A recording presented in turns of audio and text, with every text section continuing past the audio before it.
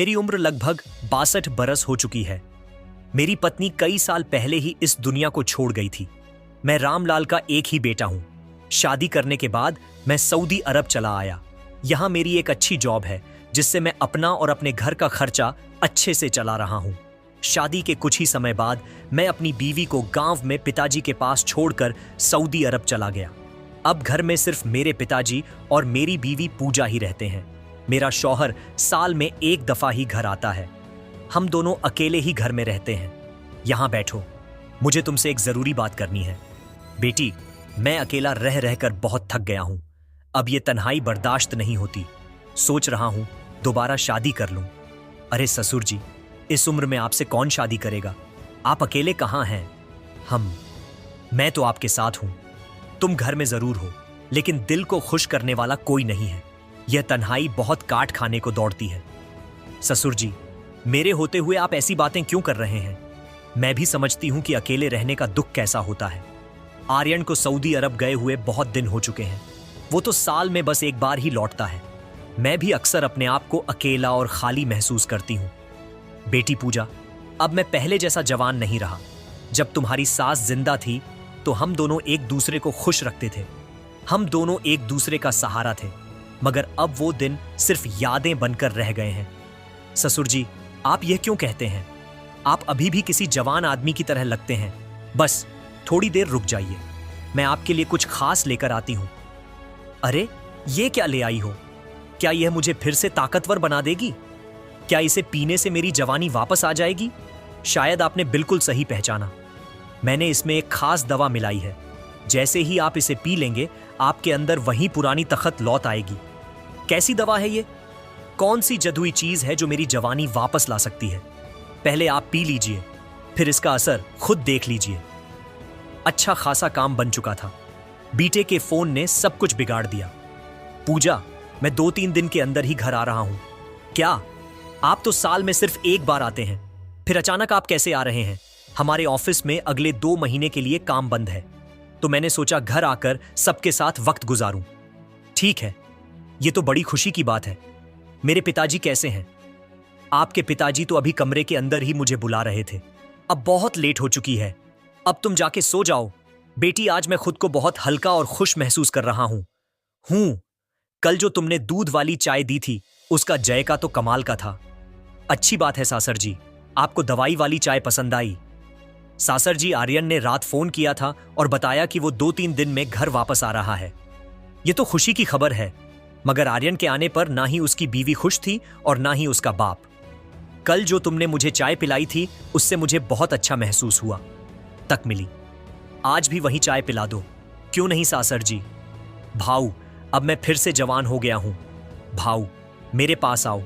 बहू, मेरे पास आकर बैठो।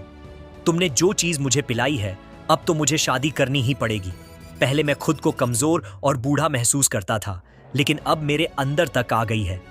मैं खुद को जवान महसूस कर रहा हूं, तो तुम्हारी मेहरबानी होगी अगर मेरे लिए एक अच्छा सा रिश्ता ढूंढ दो। ससुर जी, आपको पहले भी कहा था कि मेरे होता हुए आपको रिश्ता ढूंढने की जरूरत नहीं। आपका कोई काम भी हो, आपको कुछ भी चाहिए हो, मैं हूं ना। ठीक है, मैं मानता हूं तुम मौजूद हो, मुझे खाना भी देती हो, चाय भी पिलाती हो, लेकिन कुछ ऐसे काम हैं जो मैं तुमसे नहीं कह सकता, जो बीवी अपने शौहर के लिए करती है।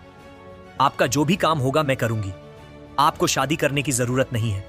कल मेरा बेटा घर आ जाएगा तो तुम तो उसके पास रहने लगोगी। मैं अकेला पड़ जाऊंगा। फिर मेरा क्या बनेगा? वो साल में एक बार आता है, अब उसके बाद फिर चला जाता है। तो आपको इस चीज की फिक्र नहीं करनी चाहिए।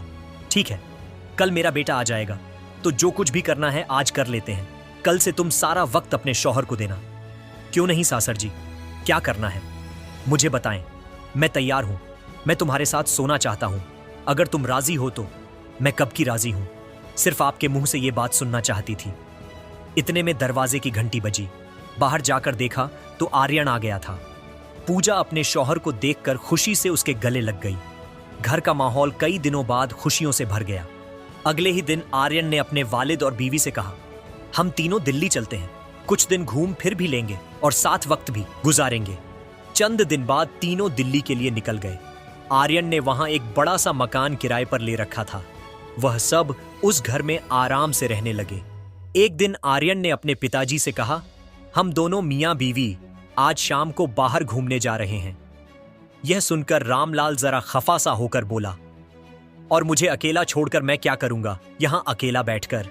आर्यन ने नरमी से कहा, पिताजी आप बिल्कुल फिक्र मत कीजिए, मैंने आपकी देखभाल के लिए एक नौकरानी रख दी है, वह हर वक्त आपके साथ रहेगी।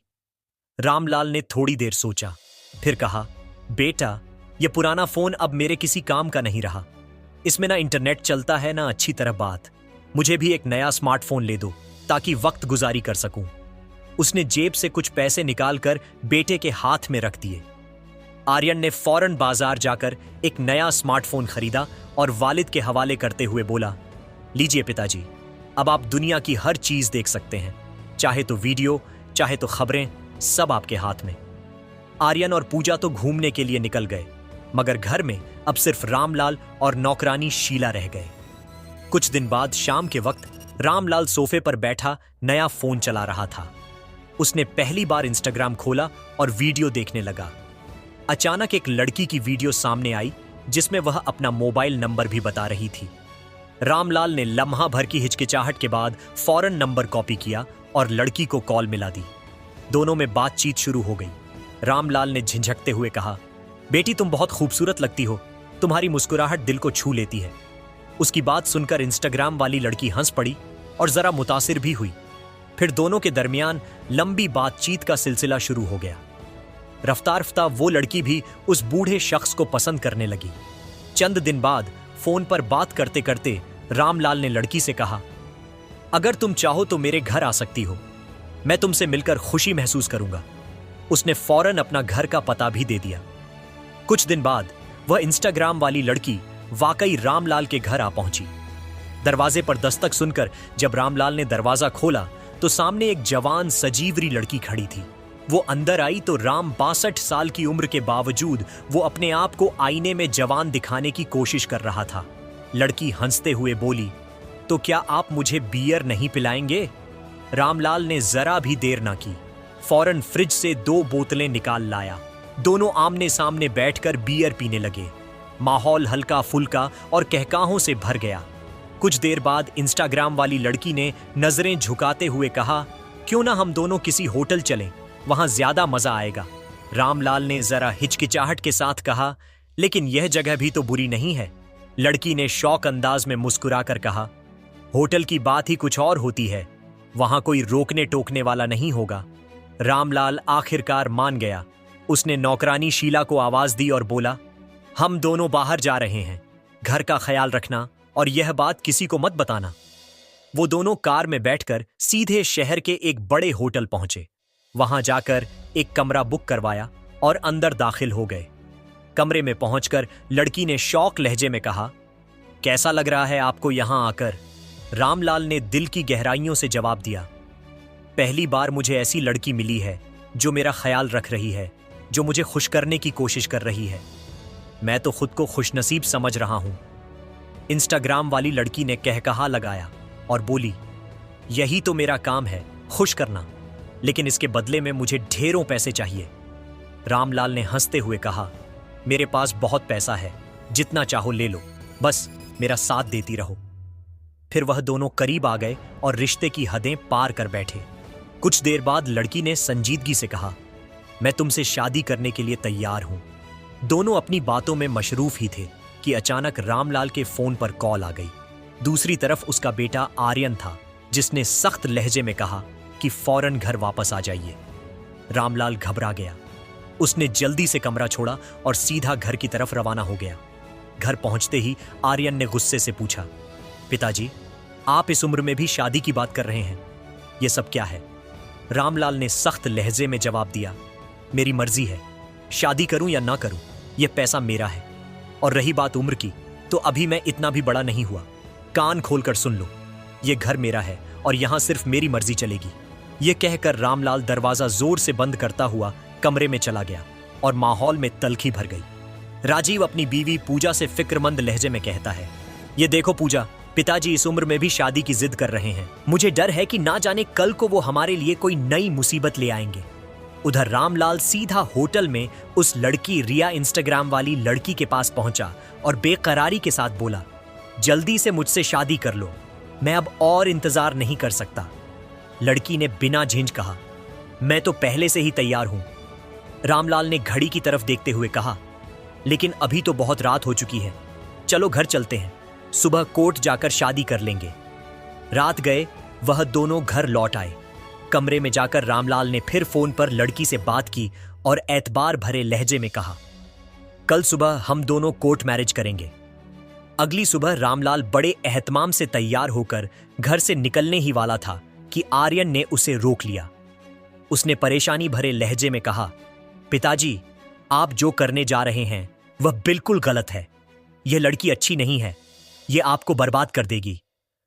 रामलाल गुस्से में बिफर गया और बोला, मेरी जिंदगी है, मेरी मर्जी है, शादी करूं या ना करूं, यह फैसला मेरा होगा।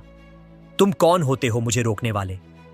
आर्यन ने खामोशी से कहा, मेरा मकसद आपको रोकना नहीं, सिर्फ समझाना है। यह लड़की बदनाम है, आपकी इज्जत और घर दोनों को डुबो देगी। लेकिन रामलाल ने उसकी एक ना सुनी और दरवाजा पटक कर निकल गया। दोपहर ढलते ही रामलाल वाकई कोर्ट मैरिज करके उस लड़की को अपनी बीवी बनाकर घर ले आया। घर का मंजर ही बदल गया। आर्यन और पूजा कमरे में बैठे हैरानी से एक दूसरे को देखते रह गए। रामलाल ने उन्हें आवाज दी, आओ तुम दोनों को अपनी नई बीवी से मिलवाऊं। देखो, यह अब तुम्हारी मां है।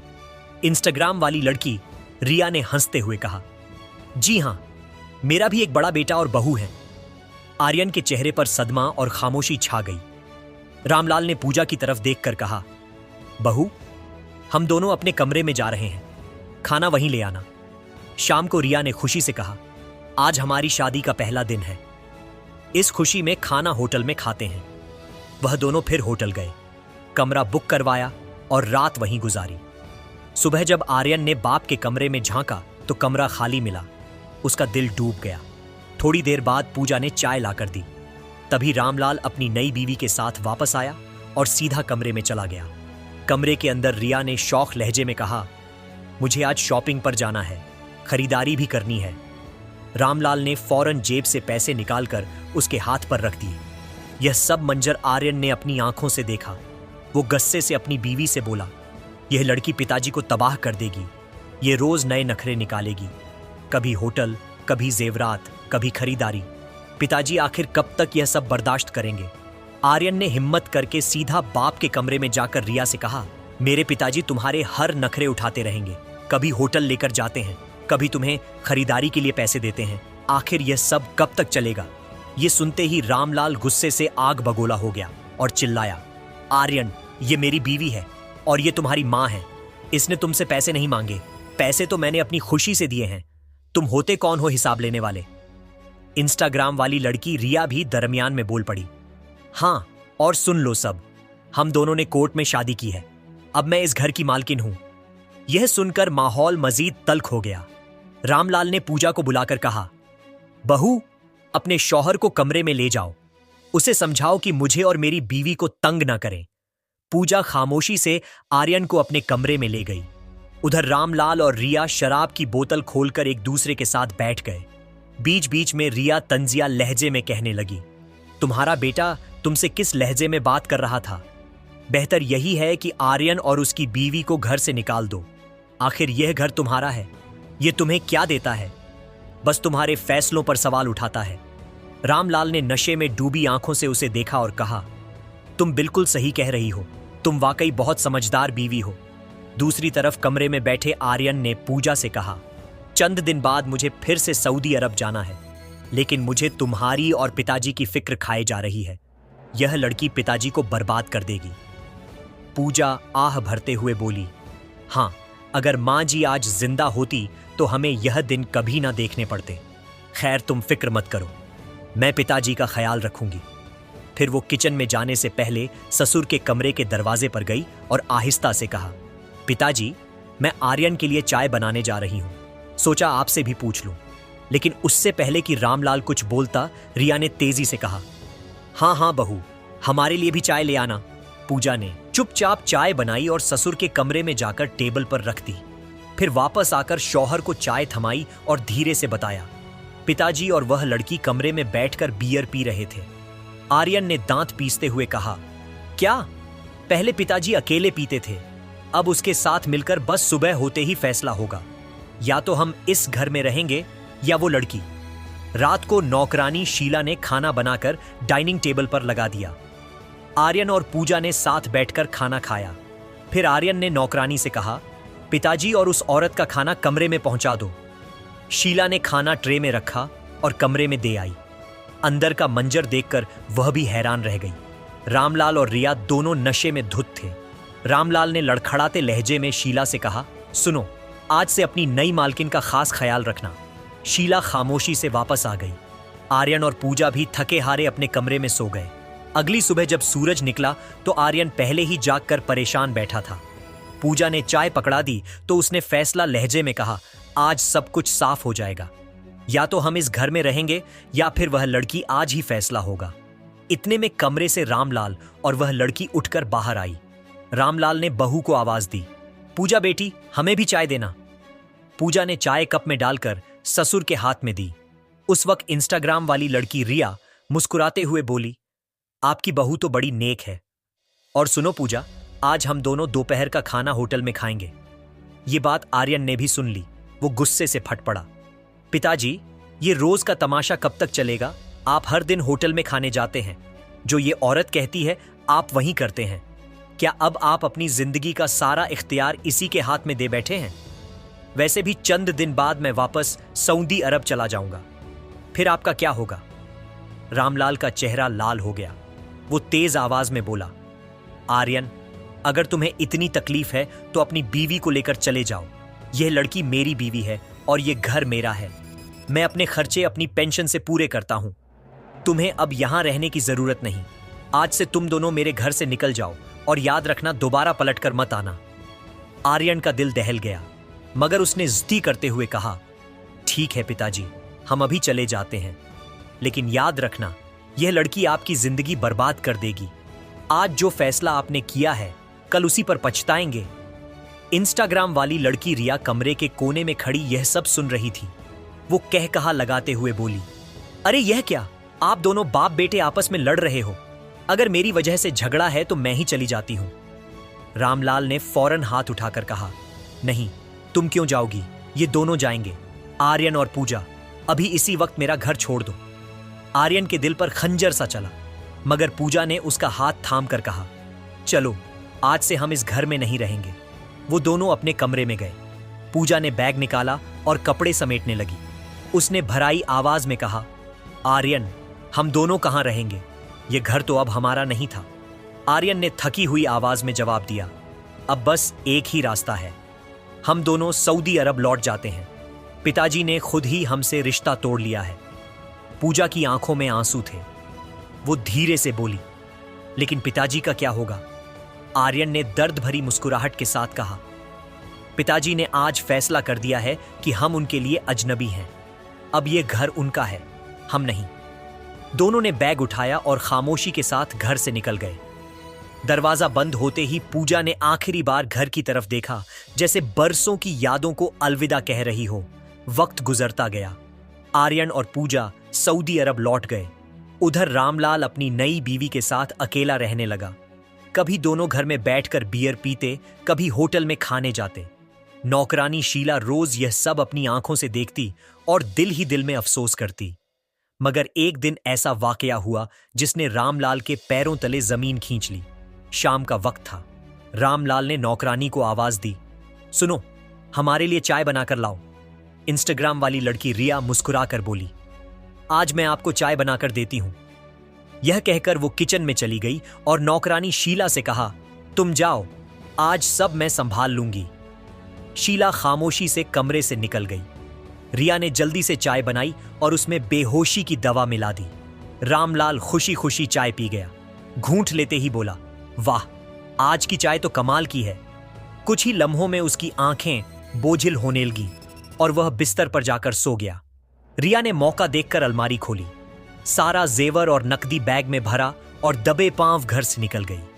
रात ढलने के बाद जब रामलाल की आंख खुली तो कमरा बिखरा पड़ा था।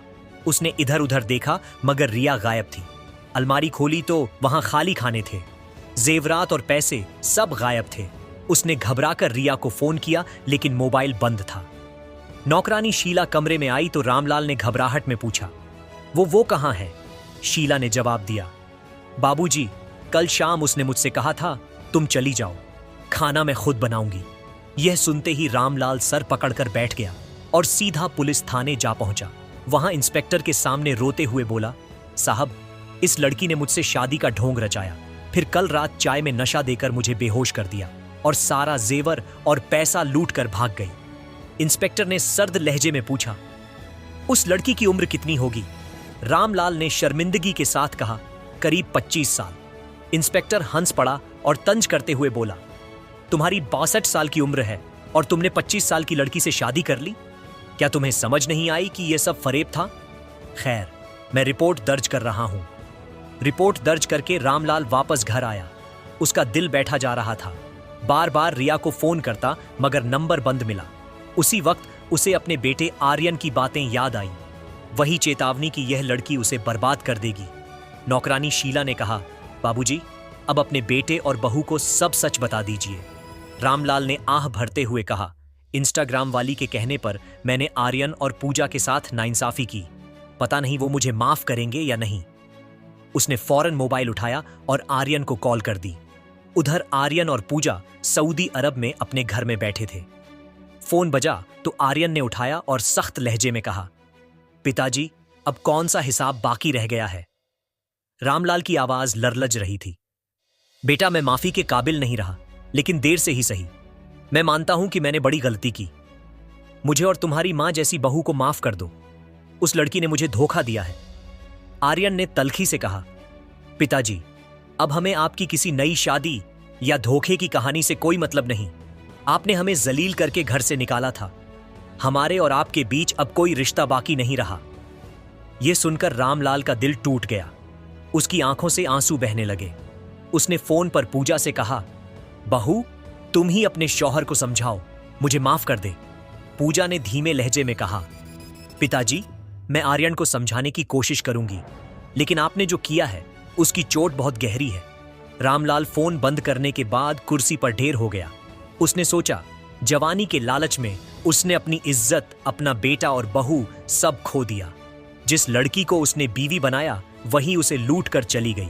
आखिरकार वह तन्हा रह गया और दिल ही दिल में सोचता रहा, दौलत और जवानी का जादू वक्त धोखा है। असल सहारा तो अपने बेटे, बहू और खानदान का होता है। जो अपने रिश्तों को छोड़ देता है वह आखिरकार खाली हाथ और अकेला रह जाता।